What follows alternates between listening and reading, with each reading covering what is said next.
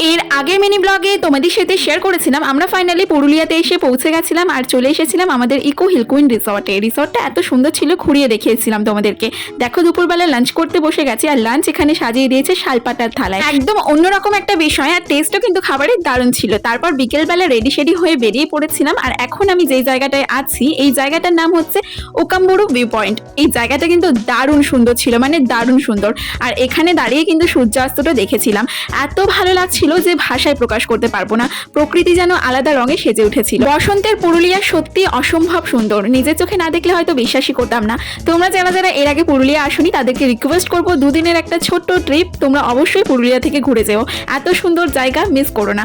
আর তারপর দেখো গা ছমছমে একটা পরিবেশ, একদম অন্ধকার হয়ে গেছিল চারিদিক, বেশ একটা অ্যাডভেঞ্চার ফিল হচ্ছিল। আমরা ফিরে আসলাম আমাদের রিসর্টে এসে দেখলাম রিসর্টটা দারুণ সুন্দর করে রাতের মোহমায়া নিয়ে সেজে উঠেছে, দারুণ সুন্দর লাগছিল।